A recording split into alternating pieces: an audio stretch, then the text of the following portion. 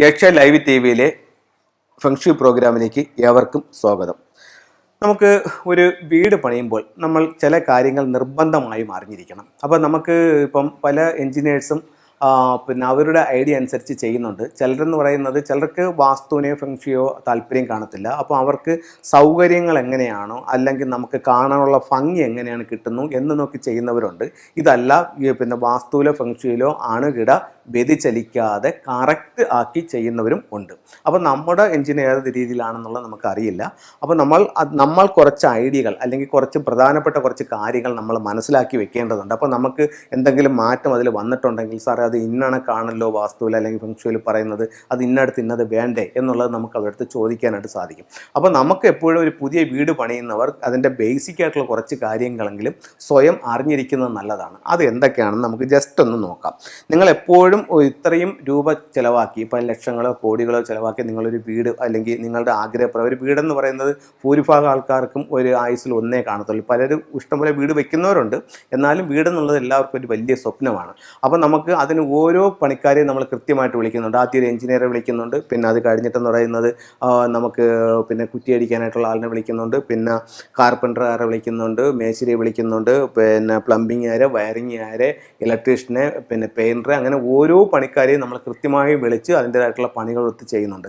അപ്പോൾ ഇത്രയും കൊല്ലം എല്ലാ സൗഭാഗ്യങ്ങളും കൂടി താമസിക്കാൻ നമ്മൾ ചെയ്യുന്ന വീട് എന്തുകൊണ്ട് നമുക്കൊരു വാസ്തുവിനെയും കൂടെ കാണിച്ചുകൊണ്ട് ചെയ്തുകൂടാ? ഇപ്പം നമ്മൾ സമൂഹത്തിൽ ഒരുപാട് പേര് പറയുന്നുണ്ട്, എനിക്ക് വീട് വെച്ചതിന് ശേഷം ഞാൻ രക്ഷപ്പെട്ടു, അല്ലെങ്കിൽ വീട് വെച്ചതിന് ശേഷം നശിച്ചു പോയി, അല്ലെങ്കിൽ എൻ്റെ വീട് പുതുക്കി പണിഞ്ഞപ്പോൾ എനിക്ക് ഇന്ന ബുദ്ധിമുട്ടുകൾ വന്നു. അപ്പം വാസ്തു എന്നൊരു സമ്പ്രദായമുണ്ട്, അതിലെന്തൊക്കെയോ ചില കാര്യങ്ങളുമുണ്ട് എന്നുള്ളത് നമുക്ക് ഭൂരിഭാഗം ആൾക്കാർക്കും അറിയാം. ചിലർ ഇതിനെ പാടെ അവഗണിക്കുന്നുണ്ട്. അത് എന്ത് തന്നെ ആയിക്കോട്ടെ, നിങ്ങൾ എന്തായാലും ചെയ്യുന്നു. അപ്പോൾ നിങ്ങളൊന്ന് വാസ്തു നോക്കി വെക്കുക. അല്ലെങ്കിൽ ഞാൻ ഇതിൻ്റെ ഒരു പ്രയോജനം ഞാൻ പറയാം. നിങ്ങൾക്ക് വാസ്തുവിൽ യാതൊരുവിധ താല്പര്യവുമില്ല, നിങ്ങൾക്ക് വാസ്തുവിന് വിശ്വാസവുമില്ല, നിങ്ങൾ വെക്കുന്ന ഒരു വീട് നിങ്ങൾ വാസ്തു നോക്കി വെച്ചാലുള്ള ഗുണം എന്താണെന്ന് പറയാം. നാളെ ഒരു ആവശ്യം വരുമ്പോൾ, അപ്പം നിങ്ങളുടെ മക്കളെല്ലാം ഇപ്പം മറ്റൊരു രാജ്യത്താണ്, അപ്പം നിങ്ങൾക്ക് എല്ലാവർക്കും കൂടെ ഒരു ഫാമിലി വിസയിലോ അല്ലെങ്കിൽ നിങ്ങൾ ഇവിടെ നിന്ന് മറ്റൊരു സ്ഥലത്തേക്ക് മാറി താമസിക്കുന്ന, അല്ലെങ്കിൽ നിങ്ങളിപ്പോൾ പാലക്കാട് താമസിക്കുന്ന ഒരാൾ മകൻ്റെ ജോലിയും കാര്യങ്ങളും എല്ലാം കിട്ടി തിരുവനന്തപുരത്തേക്ക് സെറ്റിൽ ആവേണ്ട ഒരു അവസ്ഥ വരുന്നു. അങ്ങനെയാണെങ്കിൽ നിങ്ങൾക്ക് ഈ പ്രോപ്പർട്ടി വിൽക്കണം. അങ്ങനെയാണെങ്കിൽ നിങ്ങൾക്ക് വിൽക്കണമെന്നുണ്ടെങ്കിൽ ഇപ്പം പുതിയ ഒരാൾ വന്ന് കാണിക്കുന്ന ആൾ ഒരുപക്ഷെ വാസ്തു വിശ്വാസമുള്ള ആളായിരിക്കും. അപ്പോൾ അവർ വാസ്തുവിൻ്റെ നിയമങ്ങൾക്ക് വിരുദ്ധമായിട്ടാണ് നിങ്ങൾ വീട് വെച്ചിരിക്കുന്നതെന്നുണ്ടെങ്കിൽ ഒരു കാരണവശാലും അവരിത് വാങ്ങിക്കില്ല. അപ്പം അവരത് വാങ്ങിക്കണമെങ്കിൽ വാസ്തു വേണം. അപ്പോൾ അവർക്ക് വാസ്തുപ്രകാരം വെക്കുന്നത് കൊണ്ട് അങ്ങനെയെങ്കിലും നിങ്ങൾക്കൊരു ഗുണം കിട്ടുമെന്ന് നിങ്ങൾ മനസ്സിലാക്കുക. വാസ്തുപ്രകാരം വെച്ചാൽ ഉറപ്പായിട്ട് നിങ്ങൾക്ക് എൻ്റെ ഗുണം കിട്ടും. അല്ലെങ്കിൽ ഈ ഒരു കാര്യത്തിന് വേണ്ടിയെങ്കിലും നിങ്ങൾ അത് ചെയ്യുക. അപ്പോൾ നിങ്ങൾ ഒരു വാസ്തുവിനെ കാണിച്ച് അല്ലെങ്കിൽ ഒരു ഫെങ്ഷയെ കാണിച്ചുകൊണ്ട് തന്നെ നിങ്ങളെ വീട് വെക്കുന്നത് എപ്പോഴും നിങ്ങൾക്ക് അതുകൊണ്ട് ഗുണമേ ഉണ്ടാവത്തുള്ളൂ. അപ്പോൾ നമുക്ക് മാറ്ററിലേക്ക് വരാം. ഈ വിഷയങ്ങൾ എന്തൊക്കെയാണെന്ന് നോക്കാം. ഒന്ന്, ബെഡ്റൂമിൻ്റെ സ്ഥാനം എവിടെയാണെന്ന് നോക്കാം. മാസ്റ്റർ ബെഡ്റൂമിൻ്റെ സ്ഥാനം. ഒരു വീടിനെ സംബന്ധിച്ചിടത്തോളം മാസ്റ്റർ ബെഡ്റൂമിൻ്റെ ഏറ്റവും ഉത്തമമായിട്ടുള്ള സ്ഥാനം തെക്ക് പടിഞ്ഞാറ് മൂലയാണ്. ഗൃഹനാഥയും ആ റൂം ഉപയോഗിക്കുക എന്നുള്ളതാണ്. അത് കഴിഞ്ഞിട്ട് പൂജാമുറി എന്ന് പറയുമ്പോഴത്തേക്ക് തെക്ക് കിഴക്ക് ഭാഗത്ത് പൂജാമുറി കൊടുക്കാം, വടക്ക് പടിഞ്ഞാറ് ഭാഗത്ത് കൊടുക്കാം. ഇത് വീട്ടിലും കൊടുക്കാം, സ്വീകരണ മുറിയിലും കൊടുക്കാം. ഈ രണ്ട് സ്ഥലങ്ങളിൽ പൂജാമുറി കൊടുക്കാം. അടുത്തത് ലിവിങ് റൂം എന്ന് പറയുമ്പോഴത്തേക്ക് വടക്ക് കിഴക്ക് ഭാഗത്ത് ചെയ്യാം. കിഴക്കോട്ടുള്ളൊരു വീടിനെ സംബന്ധിച്ചിടത്തോളം അവിടെ ചെയ്യാം വടക്ക് കിഴക്ക് ഭാഗത്ത് ചെയ്യാം. തെക്കോട്ടുള്ളൊരു വീടിനെ സംബന്ധിച്ച് അവിടെ ചെയ്യാം തെക്ക് കിഴക്ക് ഭാഗത്ത് ചെയ്യാം. പടിഞ്ഞാറുള്ള വീടിനെ സംബന്ധിച്ച് അവിടെ ചെയ്യാം വടക്ക് പടിഞ്ഞാറ് ചെയ്യാം. വടക്കോട്ടുള്ളൊരു വീടിനെ സംബന്ധിച്ച് അവിടെ ചെയ്യാം വടക്ക് കിഴക്ക് ഭാഗത്ത് ചെയ്യാം. അപ്പം 4 ദിക്കിലായാലും പൂജാമുറിയുടെ സ്ഥാനം ഞാൻ പറഞ്ഞു കഴിഞ്ഞു. അടുത്തത് കിച്ചൺ നമുക്ക് ഏറ്റവും അനുയോജ്യമായിട്ടുള്ള സ്ഥലം തെക്ക് കിഴക്ക് ഭാഗത്താണ്. തെക്ക് കിഴക്ക് ചെയ്യാൻ പറ്റിയില്ലെങ്കിൽ വടക്ക് പടിഞ്ഞാറ് ചെയ്യാം. അടുത്തത് സ്റ്റൗ നമ്മൾ എപ്പോഴും തെക്ക് കിഴക്ക് മൂലയിൽ കിഴക്ക് നോക്കി വെക്കണം. അടുത്തത് സിങ്ക് വടക്ക് കിഴക്ക് മൂലയിൽ കിഴക്ക് നോക്കി നിന്ന് ചെയ്യാം. അടുത്തത് സെപ്റ്റിക് ടാങ്ക് വീടിൻ്റെ വടക്ക് പടിഞ്ഞാറ് ഭാഗത്ത് വടക്കിൽ ചെയ്യണം, വടക്ക് പടിഞ്ഞാറിൻ്റെ വടക്കിൽ ചെയ്യണം. അടുത്തത് കിണർ വീടിൻ്റെ വടക്ക് കിഴക്ക് ഭാഗത്ത് മൂല കോടി കയറാതെ ചെയ്യണം. അടുത്തത് വേസ്റ്റ് വാട്ടറും നോർത്ത് വെസ്റ്റിൽ ചെയ്യാം.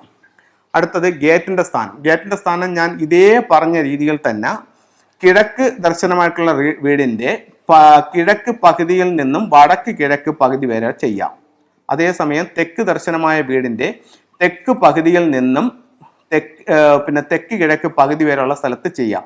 അത് കഴിഞ്ഞിട്ട് പടിഞ്ഞാറ് ദർശനമായ വീടിൻ്റെ പടിഞ്ഞാറ് പകുതിയിൽ നിന്നും വടക്ക് പടിഞ്ഞാറ് വരെയുള്ള സ്ഥാനത്ത് ചെയ്യാം. അത് കഴിഞ്ഞിട്ട് വടക്ക് ദർശനമായ വീടിൻ്റെ വടക്ക് പകുതിയിൽ നിന്നും വടക്ക് കിഴക്ക് വരെയുള്ള പകുതിയിൽ ഗേറ്റ് ചെയ്യാം.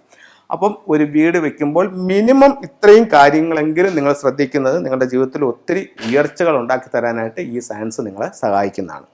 നമുക്ക് ഫെങ്ഷുയിലെ ചില ടൂളുകൾ പരിചയപ്പെടുത്താം.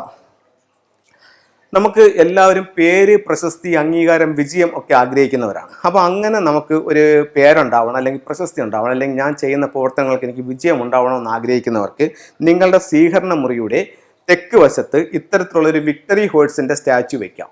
ഇതിൽ നമ്മൾ ശ്രദ്ധിക്കേണ്ട കാര്യം എന്ന് പറഞ്ഞു കഴിഞ്ഞാൽ ഇതിൻ്റെ ഈ കാലുകൾ മെയിൻ ഡോറിലേക്ക് പോകുന്ന രീതിയിൽ വെക്കാൻ പാടില്ല. ഉള്ളിലോട്ട് നോക്കി വെക്കുന്ന രീതിയിൽ വിക്ടറി ഹോഴ്സിൻ്റെ ഒരു സ്റ്റാച്യു സ്വീകരണ മുറിയുടെ സൗത്ത് ഭാഗത്ത് വെക്കാം. അപ്പോൾ നമുക്ക് എപ്പോഴും വീട്ടിലൊരു പോസിറ്റീവ് എനർജി ഉണ്ടാവാനും നമുക്കൊരു ഉയർച്ച ഉണ്ടാവാനും വേണ്ടിയിട്ട് നമുക്കൊരു ഡ്രാഗൻ്റെ സ്റ്റാച്യു വയ്ക്കാം. ഡ്രാഗൻ്റെ സ്റ്റാച്യു പല രീതിയിലുള്ളത് നമുക്കിപ്പം കിട്ടുന്നുണ്ട്. ഇതൊരു ഡ്രാഗൻ്റെ സ്റ്റാച്യു ആണ്. അതുപോലെ മറ്റൊരു സ്റ്റാച്യു ആണ് ഇത് രണ്ടും ഡ്രാഗൻ്റെതാണ്. ഇത് എവിടെയാണ് വെക്കേണ്ടതെന്ന് വെച്ച് കഴിഞ്ഞാൽ സ്വീകരണ മുറിയുടെ കിഴക്ക് ഭാഗത്ത് ഡ്രാഗൻ്റെ സ്റ്റാച്യു വെക്കാവുന്നതാണ്. അത് നമ്മളിപ്പോൾ ഒരു അനിമൽ സെറ്റ് ഉണ്ട്, അതായത് ഡ്രാഗൺ, ഫീനിക്സ്, ടോട്ടോയ്സ്, ടൈഗർ എന്ന് പറഞ്ഞിട്ട് അത് 4 കൂടെ വീടിൻ്റെ 4 ദിക്കുകളിലായിട്ട് സ്വീകരണ മുറിയുടെ 4 ദിക്കുകളിലായിട്ട് വെക്കുന്ന രീതിയുണ്ട്. അപ്പോൾ അങ്ങനെ വെക്കുമ്പോൾ ഏറ്റവും ഉയർന്നു നിൽക്കേണ്ടത് ഡ്രാഗണാണ്. അപ്പോൾ നമുക്കത് 4 കൂടെ ഒന്ന് പരിചയപ്പെടാം. ഇതാണ് അനിമൽ സെറ്റ്. ഇതിൽ ഏറ്റവും ഉയർന്ന് കിഴക്ക് വശത്ത് ഡ്രാഗണിനെ വെക്കുക. ഇത് നമുക്ക് വീട്ടിൻ്റെ ഏറ്റവും ടോപ്പിൽ ഭിത്തിയോട് ചേർന്ന് തൊട്ട് താഴെ വെക്കാം. അതിൻ്റെ സൗത്ത് ഭാഗത്ത് സ്വീകരണ മുറിയാണ് ഞാനിതെല്ലാം പറയുന്നത്. ചിലർ ചോദിക്കും വീടിൻ്റെ തെക്ക് വശത്ത് നമുക്ക് അടുക്കളയാണ്, അല്ലെങ്കിൽ തെക്ക് വശത്ത് ടോയ്ലറ്റ് ആണ്, അതിനകത്ത് എങ്ങനെ വെക്കുമെന്നൊക്കെ ചോദിക്കുന്നുണ്ട്. അങ്ങനെയല്ല, സ്വീകരണ മുറിയുടെ 4 ദിക്കുകളിലായിട്ടാണ് ഇത് വെക്കുന്നത്. തെക്ക് വശത്ത് നമുക്ക് ഫീനിക്സ് ബേർഡ് വെക്കാം. അത് കഴിഞ്ഞിട്ട് വടക്ക് വശത്ത് നമുക്കൊരു ആമയെ വെക്കാം. പടിഞ്ഞാറ് വശത്ത് നമുക്കൊരു കടുവയുടെ സ്റ്റാച്യു വയ്ക്കാം. ഇതെല്ലാം സ്വീകരണ മുറിയിൽ വയ്ക്കാം. ഇതിൽ ഡ്രാഗൺ മാത്രം ഏറ്റവും ഉയർന്നിരിക്കണം. നമ്മളിലേക്ക് സമ്പത്ത് വരാം. ഇപ്പോൾ സമ്പത്ത് നമ്മളെല്ലാവരും ആഗ്രഹിക്കുന്ന കാരണമാണ്. സാമ്പത്തികമായിട്ടുള്ള അഭിവൃദ്ധി ഉണ്ടെങ്കിൽ നമുക്ക് പല കാര്യങ്ങളും ജീവിതത്തിൽ നേടാനായിട്ട് സാധിക്കും. അപ്പോൾ നമുക്ക് അതിന് ഒരു 3 ലെഗ്ഡ് ഫ്രോഗ് വയ്ക്കാം. 3 ലെഗ്ഡ് ഫ്രോഗ് എന്ന് പറയുന്നത് ഇതാണ്. 3 കാലുകളുള്ള ഒരു മുക്കാലി തവള. ഇതിൽ ചൈനീസ് നാണയങ്ങൾ പതിപ്പിച്ചിട്ടുണ്ട്. അത് കഴിഞ്ഞിട്ട് ഇൻഗോട്ടുണ്ട്, മുത്തുണ്ട്, വായിൽ എല്ലാ സൗഭാഗ്യങ്ങളുമായിട്ട് ഒരു ചൈനീസ് കോയിനും കടിച്ചു പിടിച്ചിട്ടാണ് ഇത് വരുന്നത്. ഈ വിൽക്കുന്ന എല്ലാ സാധനങ്ങളും നമ്മളൊന്ന് എനർജൈസ് ചെയ്തിട്ട് അതിനൊന്ന് പവർഫുൾ ആക്കിയിട്ട് നമ്മൾ വെക്കുമ്പോഴത്തേക്കാണ് നമുക്ക് ആ ഒരു പവർ കൂടുന്നത്. അപ്പോൾ ആ രീതിയിൽ അതിനൊന്ന് എനർജൈസ് ചെയ്തിട്ട് വെക്കുക. അപ്പോൾ നമ്മൾ എപ്പോഴും നമ്മളൊരു ഫെങ്ഷുയി കൺസൾട്ടൻ്റെ കയ്യിൽ നിന്ന് മാത്രം സാധനം വാങ്ങിക്കാനായിട്ട് ശ്രമിക്കുക. നമുക്കല്ലാതെ മറ്റ് പല സ്ഥലങ്ങളിൽ നിന്നും വാങ്ങിക്കുന്നത് ഒരു പക്ഷേ ഒറിജിനൽ ആവണമെന്നില്ല, ഈ പറയുന്നൊരു എനർജി അതിൽ കിട്ടണമെന്നും ഇല്ല. അപ്പോൾ അങ്ങനെ ഒരു എനർജൈസ് ചെയ്തിട്ട് ഇത് വാങ്ങിക്കുക. മെയിൻ ഡോറിൽ നിന്നും ഉള്ളിലോട്ട് നോക്കി 3 ലെഗ്ഡ് ഫ്രോഗിനെ വെക്കാവുന്നതാണ്. അപ്പം ഇത്തരത്തിലുള്ള ഓരോ ടൂളുകളും നിങ്ങളുടെ ജീവിതത്തിൽ വലിയ വിജയങ്ങൾ, നേട്ടങ്ങൾ നേടിത്തരട്ടെ എന്ന് പ്രാർത്ഥിച്ചുകൊണ്ട് നിർത്തുന്നു. നന്ദി, നമസ്കാരം.